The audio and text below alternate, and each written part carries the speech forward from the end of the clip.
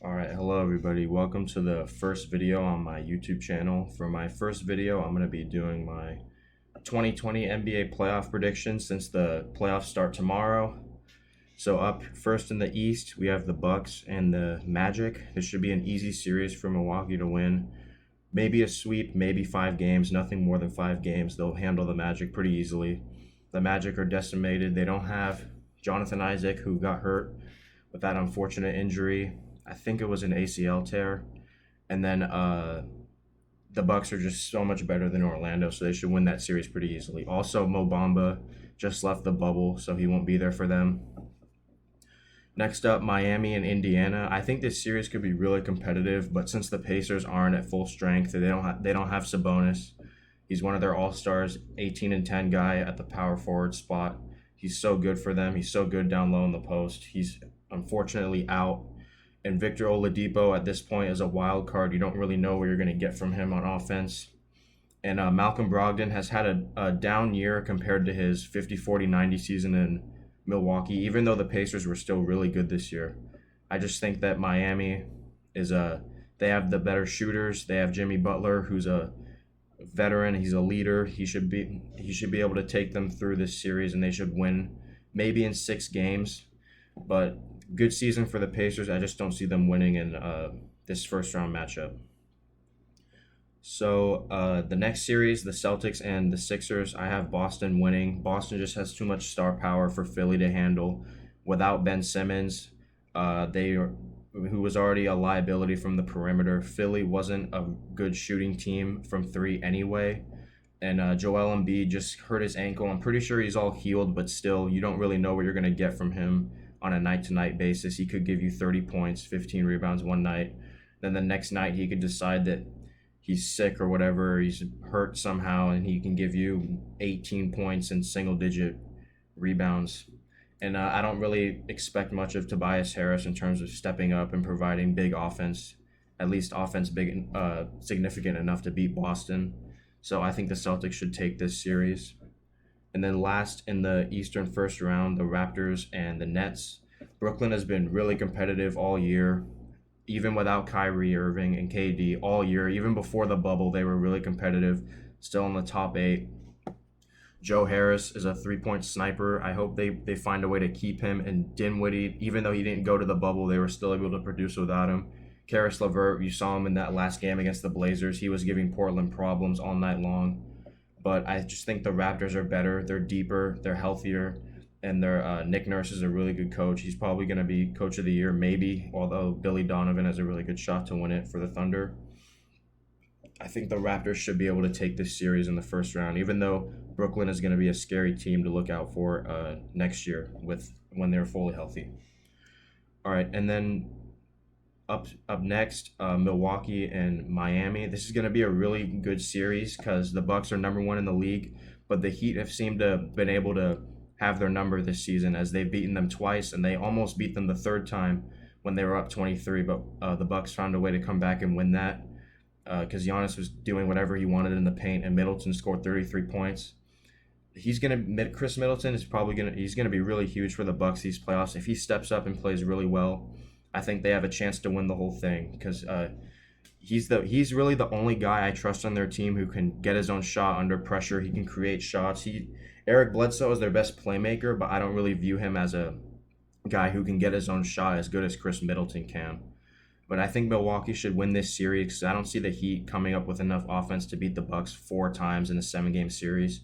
Even though they have the shooters, Duncan Robinson has been so good in the bubble and all season long shooting from 3. I'm surprised he didn't win the 3-point contest. He's such a good shooter, really good player in general. Kendrick Nunn, top 3 finalist, rookie of the year. Tyler Hero, he's a gutsy player. He's not afraid of anything, and he's been really good for them all year long. They have the bodies to guard Giannis, but I just don't see them winning 4 times in a 7-game series. They could definitely get 2 games, make it a 6-game series, but the Bucks should be able to handle the Heat and go to the conference finals. And then down here, Boston and Toronto in the second round. I think this may be considered an upset because I don't know who would actually be favored to win this series. But I'm picking the Celtics just because I think they have too much offensive firepower for the Raptors, even though the Raptors are a very good defensive team. The Celtics have Jason Tatum, all-star this year. Jaylen Brown could have been an all-star. Kemba Walker was an all-star. They just have too much firepower on offense. Tatum and Kemba are really good shooters from three. They can get their own shot whenever they want. And Boston is also really good defensively, even though Kyle Lowry and Fred VanVleet make up a very dynamic backcourt for the Raptors. I still see Boston being able to pull away and beat Toronto in a 7-game series. And forgot to mention Pascal Siakam. He's taking that leap without Kawhi. He's a really good big reason why at this point in the season they had a better record. Through the same amount of games played this year, they had a better record without Kawhi than they did with him last year. So the Raptors, they know how to win without a superstar on their team, but I just think the Celtics are going to be too much for them. And I think the Celtics are going to win that series. And then on to the conference finals, the Bucks and the Celtics. I think the Bucks are going to win this series because I just think Giannis can get whatever he wants against the Celtics. The most recent matchup they played, even though there was a lot of controversy, Giannis was still getting whatever he whenever he wanted in the paint, shooting from outside. I just don't think they have enough bodies to throw at him. They don't have someone they can stick on him like Miami does.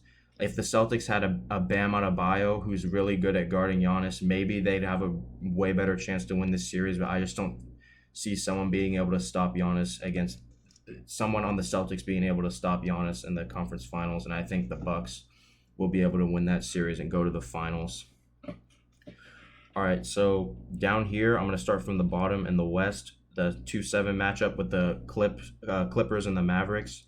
This is going to be a really fun series just because there's so much offensive firepower from both these teams. Luka Doncic is a most improved finalist. He went from a rookie of the year to MVP candidate in his rookie season, so I don't know if anyone's made that big of a leap from year one to year two other than, like maybe LeBron.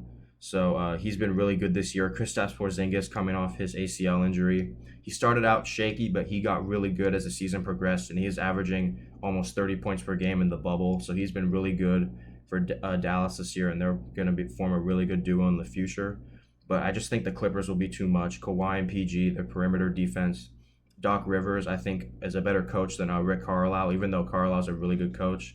But the Clippers just have the advantage with the depth, star power, coaching, so they'll be able to take this first-round series. And then next, the 3-6 matchup, the Jazz and the Nuggets. I think this could be a good series, but I just don't see Utah. Utah doesn't have enough firepower on offense with Bogdanovich hurt, and then Conley has been inconsistent all year long. The Jazz have probably been the most disappointing team in the West because I think people thought they could have been a top 3 team based on the upgrades they made in the offseason. Adding Bogdanovich, 20-point-per-game scorer, a really good shooter from 3. But Mike Conley has been inconsistent, and Bogdanovich had wrist surgery before the bubble, so he didn't even get to show up. He wasn't healthy. And I just think it's going to be too much on Donovan Mitchell, who's a really good player, but I just think it's too much to ask for him to carry them on offense. And Rudy Gobert, even though he's a 2-time Defensive Player of the Year, I think he's a liability in terms of what he can give you in terms of scoring options on offense. So I think the Nuggets should win this series with their depth. Jokic, Murray, and Michael Porter Jr., even Bol. They've all been really good in the bubble, so I think the Nuggets should take that series. And then up next, the Rockets and the Thunder, a good matchup. If I wish Russell Westbrook was healthy so he could get a chance to play a full series against his former team. But since he's not healthy, I still think the Rockets are going to win this series, but I'm not 100. I think it's a toss-up, honestly, because the Thunder could win this series. They played great against the Rockets in the regular season. And Harden, I think he's honestly going to have to go crazy on offense because there's nights where the Rockets won't be able to buy a three-pointer and he'll have to do all the scoring because they live and die by the three. So even though Westbrook isn't healthy, I still think the Rockets are going to win that series. Even though the Thunder have had a great season, Chris Paul proving he's still an all-star caliber player. He's still one of the elite guards in the game. He led them all the way to the 5th seed, even though they had a less than 1% shot to even make the playoffs. They were supposed to be tanking. So great season for the Thunder. Billy Donovan, Coach of the Year candidate. They have a ton of draft picks, a ton of young talent to build their future on. So great season for them, but I think they'll get eliminated in the first round. And then last for the first round, the Lakers and the Trailblazers. This could also be the most entertaining first round series, depending on how much defense Portland is willing to play against LeBron and AD, because they can outscore and hang with anyone on offense with Dame going crazy. CJ can go crazy, and then Melo has just been so good for them this year. But I think the Lakers are going to win this series, even though they've struggled hitting the three and they've struggled guarding the three, which could be good for Portland because Damian Lillard and CJ McCollum can get hot at any time. They can hit shots from the three anytime.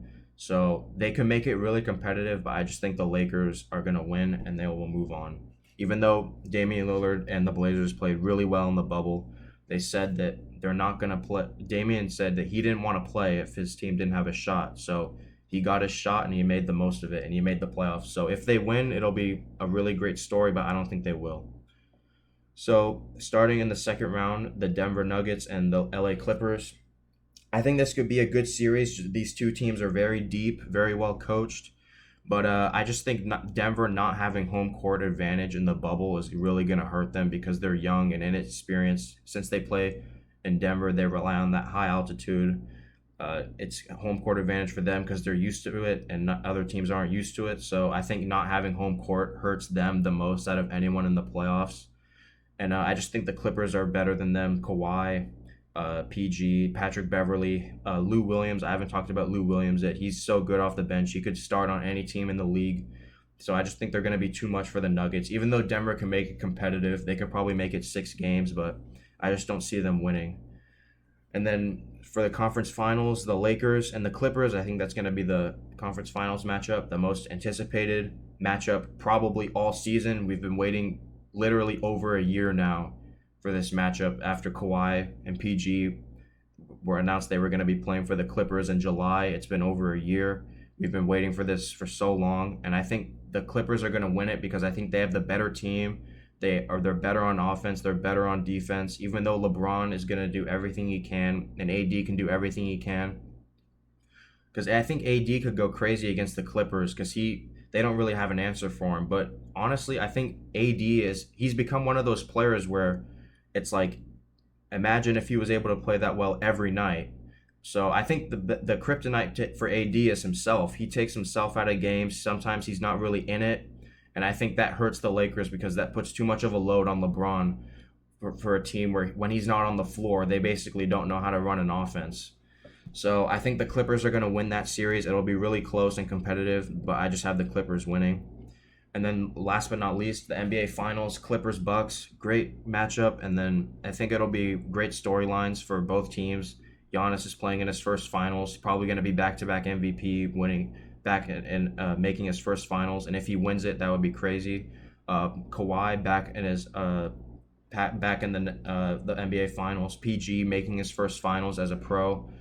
If Milwaukee wins it, it would be great for them because I think that would guarantee Giannis staying there for the rest of his career. I think if he wins a championship this year, he will never leave, and people would have to put those rumors to bed because I think they should just stop if they win.